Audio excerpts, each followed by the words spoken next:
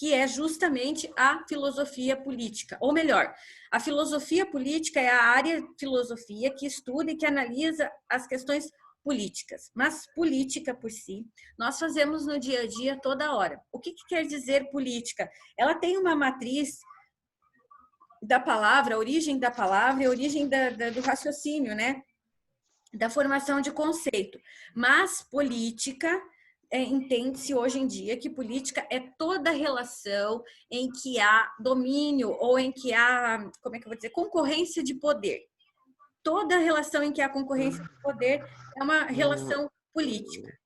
Isso significa que nós fazemos política o tempo todo. Sabe aquele momento em que você diz assim, ai mãe, hoje eu queria fazer tal coisa. Ah, pode ir, pode fazer, depois que você lavar e secar toda a louça. O que a mãe está fazendo contigo nesse momento? Política. Ela está fazendo uma jogada de poder, ela está negociando contigo. E isso é fazer política. Mas política sempre teve essa lógica, esse sentido? Não. A política começou com outras formas de entender, um conceito bem específico e que depois foi sendo ampliado dentro da perspectiva da filosofia, da sociologia, até da economia. Tá bom? Então, hoje, quando eu falo de política, o conceito em si, ele é um pouco diferente e mais abrangente do que essa política que começou a ser analisada e verificada pela filosofia. Mas tá, eu passei um vídeo para vocês assistirem de dois filósofos e um historiador do Brasil, falando de assuntos dentro da área da filosofia da ética e sobre democracia, que faz parte da filosofia política, não é? Eu espero que todos vocês tenham assistido, vocês tinham uma tabela, eu pedi que fosse em forma de tabela. Quem não mandou em forma de tabela, por gentileza, manda novamente. Eu vou corrigir uma tabela, ok? E aí, essa tabela que vocês tinham que fazer, ela tinha que relacionar, durante o vídeo, todas as vezes em que se falasse sobre política e sobre ética. E por que fazer em forma de tabela? Porque aí você separa bem certinho, você visualiza a diferença de pensamento entre os três e, ao mesmo tempo, é mais fácil de visualizar a semelhança entre os pensamentos dos três. Porque, é claro, né, gente? Não tem ninguém que pense igual o tempo todo ao outro. Então, existem aquelas situações de concordância e discordância. Aí, além de assistir o vídeo, eu disse para vocês e fazer a tabela, eu pedi que vocês analisassem ali a questão dele falar de ética e de democracia, mas sempre pensando a democracia como parte da política. E eu acho assim interessante analisar o que eles dizem sem muito juízo de valor. Por que isso? Por que eu digo isso? Porque tem gente que vai dizer, eu não gosto do fulano, eu não gosto do Beltrano, dos que estavam falando lá. Tá bom, tudo bem, você pode até não gostar, mas você não estava ali para gostar ou não. Você estava ali para fazer uma análise da teoria, certo? Porque essa é outra situação que está acontecendo também nos textos, nas coisas de filosofia. Tá vendo, no fim das contas, há um posicionamento, esse cara é um bobo, esse cara é inteligente. A gente está fazendo uma análise filosófica, certo, gente? Não é necessariamente um pedido de postura tua em relação à opinião ou coisa assim dele, tá? É simplesmente uma análise. O cara falou sobre ética e falou que ética é uma bobagem, que ela não existe, ponto. Não precisa você dizer, o cara falou de ética e falou que ela é uma bobagem e não existe, mas eu acho que ele está errado. Só se o texto ou o trabalho que vocês forem fazer pedir que você se posicione em relação a uma notícia, usando a teoria do cara, aí é diferente, tá? Mas nesse caso, não, eu queria bem específico mesmo, tá? É por isso em forma de tabela. Já lembra bem aquela questão matemática, aquela questão visual, tá? Por isso. Vamos lá. Impressões do vídeo, por gentileza, vocês agora que falam. Gostaram ou não gostaram? Agora pode falar a opinião, tá? Eu gostei mais da análise do Mário Sérgio Cortella. Eu adoro ele é muito bom. A primeira frase que ele falou, eu acho que era não lembro o nome do cara, é Rio? Uhum. Se não for por mim, quem será e tal. Sim. Eu achei que vale muito, que é, tipo, ele falou tudo o que tinha que falar só naquela frase, sabe? Achei a coisa mais importante do vídeo, eu gostei bastante. Que mais, gente? Só sei que o Platão estava errado. Opa! Por que o Platão estava errado? Não, um dos filósofos do nada manda essa. O Bonner. Sim, eu Ai, sei, cara. teve essa, mas eu quero saber se você acha que ele está errado. Não, Calma, na né? verdade não estava errado não. Na verdade, a gente vai falar do Platão e como ele entende a política só agora, né? A gente já falou do Platão e a ética, mas para falar, para a gente poder se posicionar sobre o Platão em alguma coisa, é tudo que sei é que nada sei, não é? Teria que ser assim a frase, que aí é mais específica. Que mais, gente? Que mais que vocês acharam? Eu achei interessante eles não fazerem, eles serem mais civilizados do que os políticos mesmo, que era para ser civilizado. Sim, pois é. Justamente, a pessoa é disso que a gente vai falar agora. A pessoa que se propõe fazer política, a gente faz o tempo todo. Por isso que já vamos desmistificar isso de começo. Por isso que aquele absurdo, aquela frase totalmente descabida em qualquer tempo, em qualquer espaço, eu detesto política, ela não cabe em situação alguma e ela é extremamente absurda. Porque se a pessoa entende, no mínimo, o que significa política, ela já não diria isso. Então, a pessoa que fala, eu detesto política, ela ignora o que é política, ela não sabe. Porque ela pode não gostar, né, de falar sobre sistema partidário, pode não gostar de falar sobre governo, esse tipo de assunto, sobre essas situações. Agora, dizer que não gosta de política é complicado, porque a partir do momento que eu discuto com o meu marido qual vai ser a cor da sala e a gente tem que chegar num consenso, nós estamos fazendo política, nós estamos negociando e apresentando, desculpa, minha voz não está muito legal. Nós estamos negociando e apresentando argumentos para defender alguma coisa. E esse jogo de poder entre nós dois é uma questão política. Aquela situação do aluno em sala de aula lá, que chegou, ele está sentando sempre na primeira carteira, desde o primeiro dia, né? Aí passou um mês lá e um dia teve um colega que chegou e sentou na frente primeiro. Aí o que vai acontecer? Uma jogada ali política, porque vai chegar o atrasado, mas que estava sentando na frente sempre, e vai dizer: ei, dá licença, esse lugar é meu, eu estou sentando aqui desde o primeiro dia de aula. E esse outro vai dizer assim: na verdade, na sala de aula, ninguém tem lugar específico, demarcado. Não há um registro, um papel que diga isso. E eu tenho um fator que vem a meu favor, que é o fato de eu estar usando agora óculos, então eu preciso me sentar na frente. E você, por gentileza, procure outro lugar, além de você ter chegado atrasado. Aí o outro diz: eu cheguei atrasado por motivos de importância minha, já me justifiquei com quem precisava, e agora eu gostaria de me sentar no lugar que eu cativei e conquistei desde o primeiro dia de aula, que todos já conhecem como o lugar do fulano, e você também deveria conhecer e respeitar. E, no mínimo, me pedir licença para sentar aí. Pronto, uma discussão filosófica de questão política, rigor absolutamente político, certo? São apresentações de argumentos. É claro que provavelmente nessa hora já teria virado uma gritaria, um bate-boca ou coisa assim, né? Melhor não, vamos fazer como a filosofia gosta de fazer. Melhor debater argumentação do que partir para outras coisas, né? Vamos lembrar da ética sempre presente. E aí, neste caso, quem apresentar os maiores e melhores argumentos, com certeza o professor, coordenador, diretor, alguém vai chegar à melhor formatação, à melhor solução deste caso. E essa solução, ela tem que ser consensual, certo? Os dois têm que concordar, os dois têm que entender. Aí eu estou fazendo uma boa atividade política. É como a situação agora, por exemplo, do Brasil. Muita gente criticando, falando do governo atual do Brasil, do governo atual de Santa Catarina. Daí a gente tem que, todo mundo, né? Nós temos liberdade de expressão, nós temos todos esses favorecimentos, tudo isso a nosso favor. Mas daí a gente para um pouco e põe as pessoas para analisar. Você diz assim para a pessoa: tu está reclamando do governo do Brasil, está reclamando do governo de Santa Catarina. Mas lembre-se, foi uma maioria, foi consensual. Você aceitou fazer parte de uma democracia. Se você aceita fazer parte de uma democracia, você sabe que é a maioria de votos que decide uma eleição aqui no Brasil.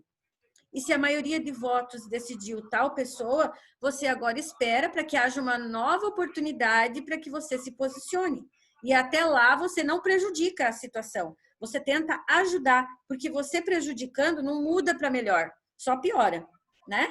Então, isso é política, é jogada de interesses. Vou agir bem agora, mesmo não concordando, vou agir de maneira correta, vou agir de maneira ética, para que futuramente eu possa de novo expor a minha opinião e, quem sabe, convencer mais pessoas com os meus argumentos. Entenderam? Essa é toda a jogada da política. Mas essa é toda a jogada da política ética. E aí a gente vive numa democracia no Brasil, e vocês ouviram a discussão entre os três, e será que essa democracia no Brasil é sempre ética? O que vocês acham? Vamos, gente, falando. Eu acho que não. Ô, Pro, outra coisa que o Mário Sérgio Cortella falou que meio que encaixa no que a Prof estava falando, é que ele falou que na eleição no nosso país a impossibilidade de diálogo.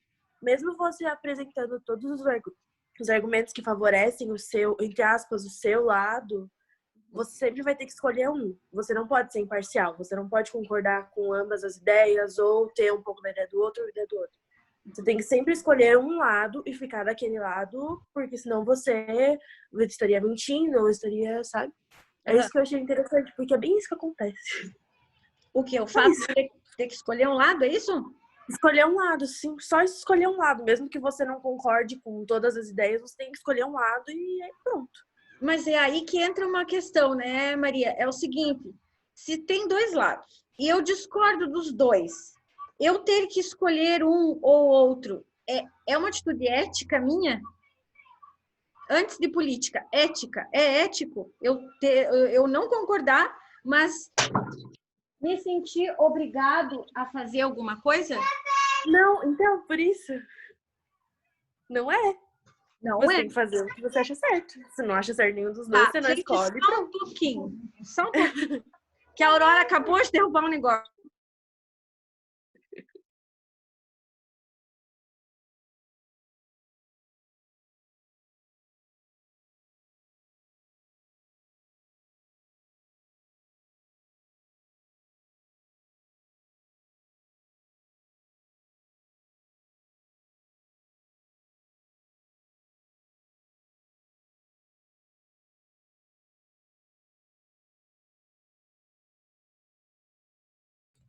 Pronto.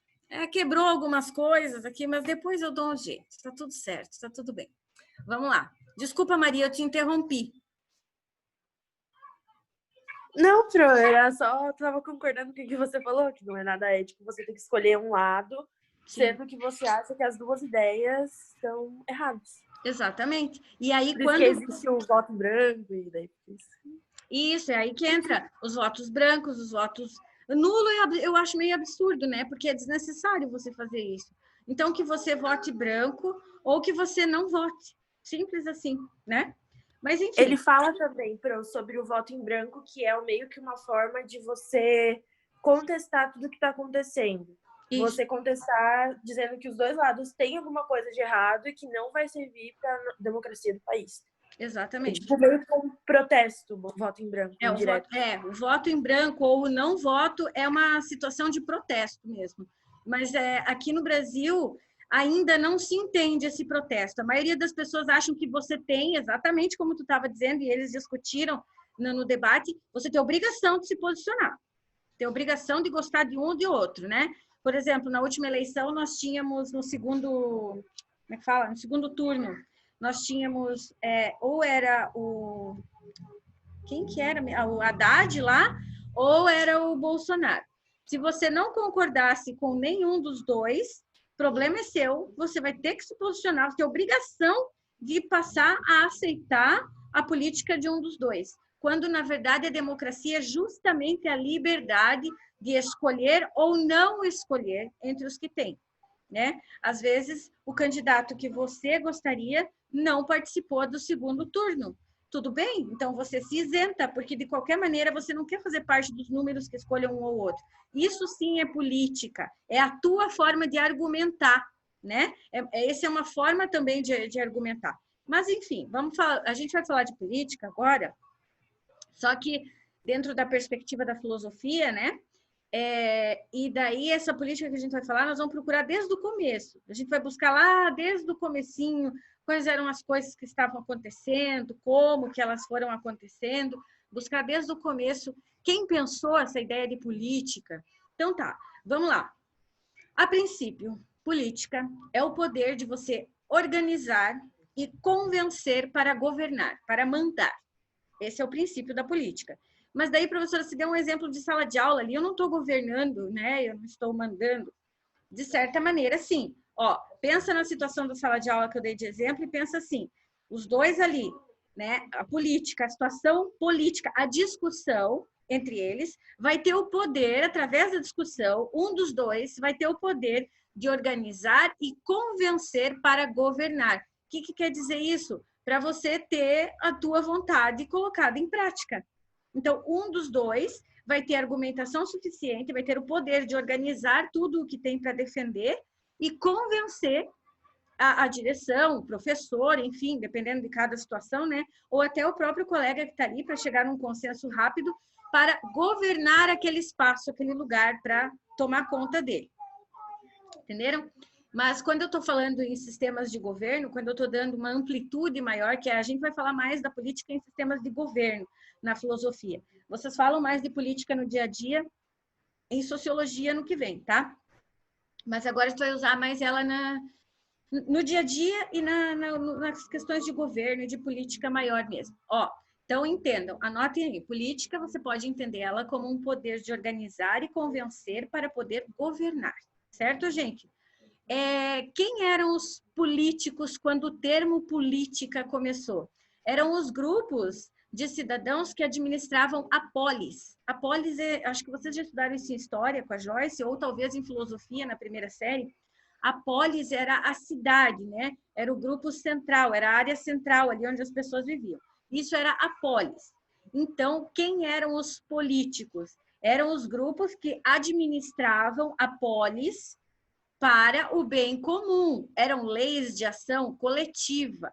É muito interessante pensar que logo que começa a democracia, isso eu vou repetir várias vezes para vocês, logo que começa a democracia, gente, a intenção, a lógica da democracia era: temos que decidir se vamos construir uma ponte ou não. Amanhã, às 10 horas da manhã, a população toda se reúne na Praça Central, né, para a gente votar e decidir.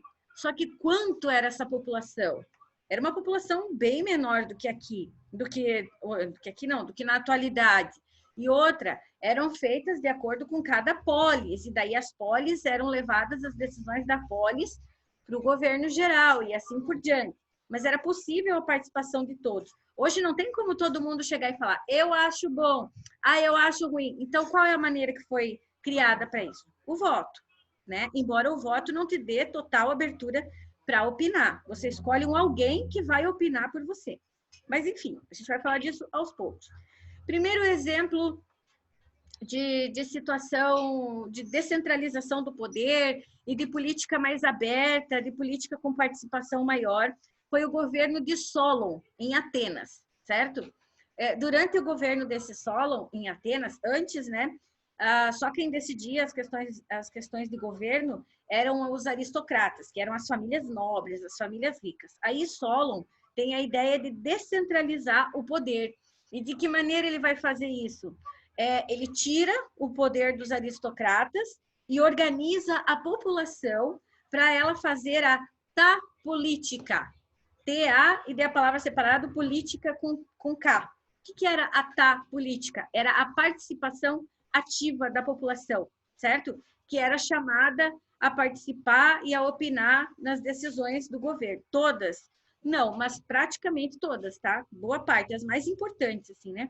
E isso deu origem à democracia, certo? A democracia, né? Ou democracia.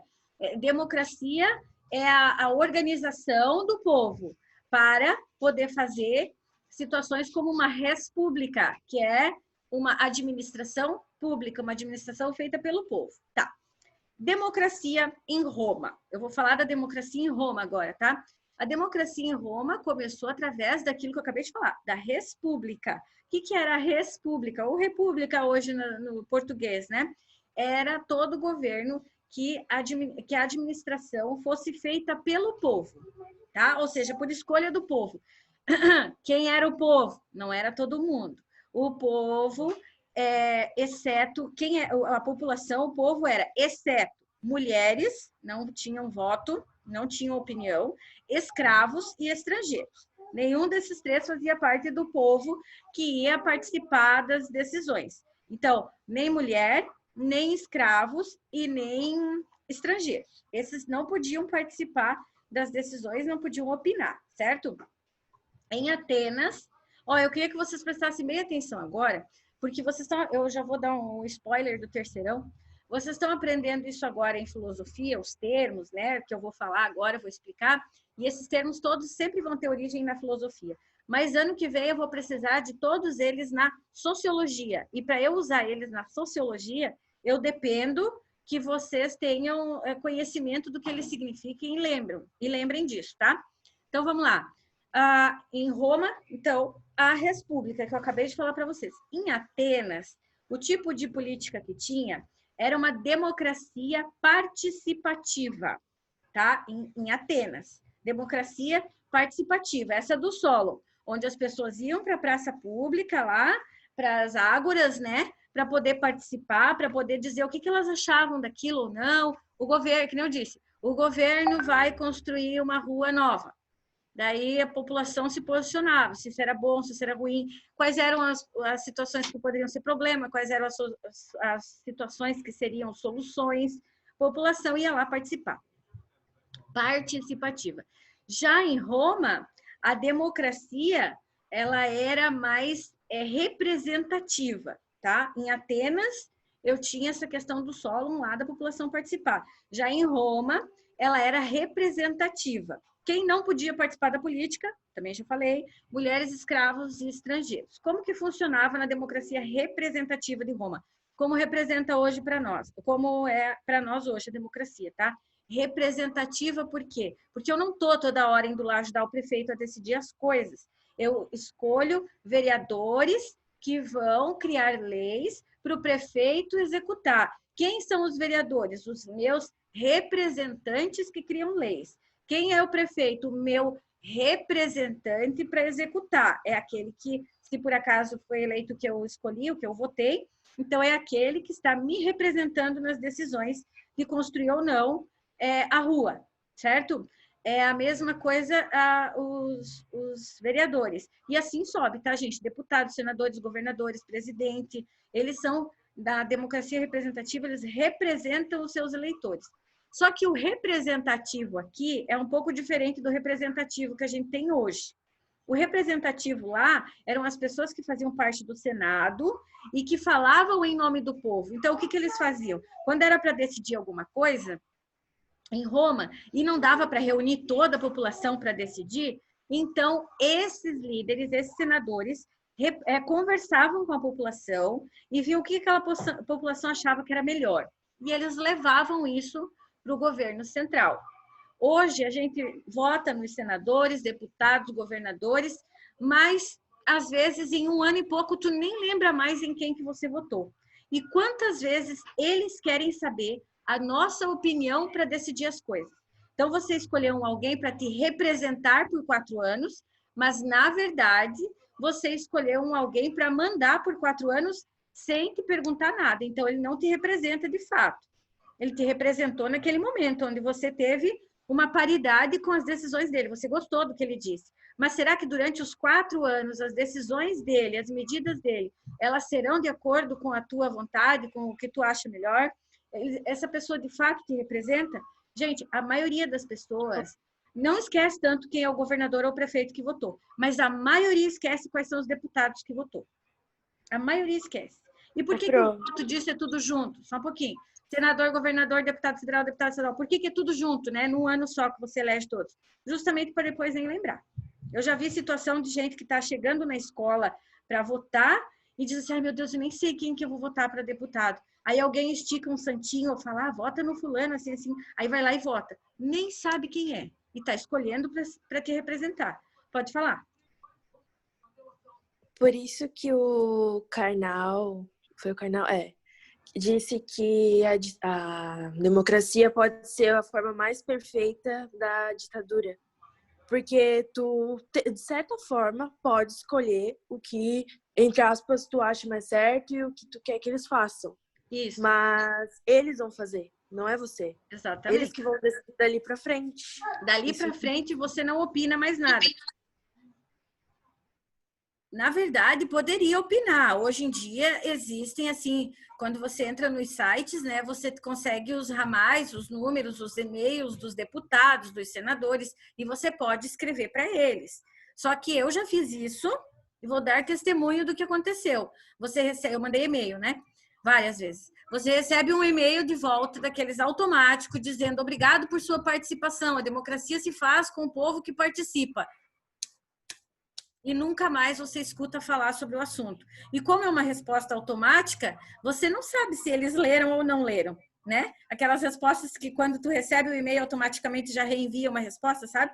Então, e aí você nem sabe. Mas para eles isso contabiliza como serviços prestados. Eles têm uma equipe de assessoria que está respondendo os e-mails da população. Só que está respondendo com e-mail automático, provavelmente não leem, ou se leem algumas coisas só. Essa que é a situação atual que a gente vive, né? Então, é uma democracia representativa, mas até que ponto ela nos representa? Tá, mas não é essa discussão. A gente está aqui agora para ver as origens da coisa toda na política, né? Nós estamos aqui para falar sobre esses caras e sobre a origem, como que começou a ideia de criar governos e de criar participação, né? Tornar as ações de governo coletivas e fazer isso dentro de um sistema político, num sistema de organização e convencimento para poder governar, certo?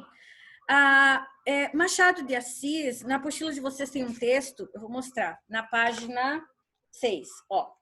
A Sereníssima República. Esse texto aqui, ó, Conferência do Cônego Vargas. Esse texto é de Machado de Assis, está no livro dele, Obra Completa, certo? E o Machado de Assis, ao escrever A Sereníssima República, ele cria ali dentro uma sociedade e restabelece alguns modelos de governo. Que modelo de governo que ele restabelece? A tal da República de Veneza. Ele cria na história, ali a historinha, vocês vão ler depois, ele cria a República de Veneza. O que seria essa República de Veneza? Quando o Machado de Assis escreve, ele está fazendo uma certa alusão ao entre o século IX e o século XVIII. Ele está observando o quadro político daquela época, né? Onde havia o direito de defesa, o direito de julgamento igual para todos, certo? Então, nessa República de Veneza, ele está dizendo, ele cria essa República de Veneza, né? Cria um período para ela, tudo, e aqui, essa República de Veneza é quando, nesta República de Veneza, acontece toda essa situação de direito de defesa e de direito de julgamento igual para todos. Peraí, deixa eu perguntar uma coisa para vocês. Vocês acham que todo mundo tem direito de defesa e julgamento igual na democracia? No nosso Brasil atual, todos têm direito de defesa e julgamento igual? Não. De jeito nenhum. Acho que, eu não sei, eu conversei com a professora de Sociologia de vocês, e ela me disse que ontem vocês começaram a falar sobre violência em sociologia, né? E falando sobre violência, ela deixou bem esclarecido para vocês que quando você representa o Estado, quando você faz parte do órgão que representa o Estado, o policiamento ali e tal, a tua forma de ser julgado é diferente de um cidadão comum. Você vai perder cargo, vai responder processo, né? A maioria das vezes. Já um cidadão comum, às vezes, tendo cometido um crime bem menos agressão, ele vai para a cadeia. Por que que do outro lado não vai para a cadeia? Porque eles fazem parte da chamada força legítima do Estado. É legitimada pelo Estado, não tem poder maior do que o judiciário ali dentro, nessa situação, né? Então, pensando nisso, a partir dessa perspectiva, a gente já percebe que não é igual, tá? Nem o sistema, o direito de defesa e nem o julgamento são iguais, certo, gente? Então, mas é legal ver a forma como Machado de Assis apresenta essa ideia da Sereníssima República, que seria essa chamada República de Veneza ali dentro, tá? Depois, claro que ele vai falar do Aristóteles, ele vai fazer referências aos caras que vocês vão usar agora. Na próxima aula, a gente vai falar do Platão e do Aristóteles e como que eles pensavam essa questão da política, tá bom? E democracia ou não democracia, enfim, essas coisas aí, tá? Tá acabando o tempo aqui do Zoom e tá acabando o tempo de aula também. Façam as questões da página 7. Eu vou corrigir, não é para mandar, é só para fazer, como atividade. Aí a gente começa a aula corrigindo e debatendo elas, tá bom, gente? Beleza? Alguma dúvida, comentário? Não, Pro. Não? Bom, Tudo certo? comentário sobre aquela parte lá que vocês estavam falando sobre ser obrigado a votar. Também tem que nenhum candidato é bom. É tipo, um pior que o outro. Tu só vota no mesmo pior. Exato. Infelizmente, existem essas situações também. Então tá. Por isso que não é ético, porque tu vai voltar no menos pior, não no que te agrada, no que é Exato. bom. A gente vai falar de tudo isso agora, falando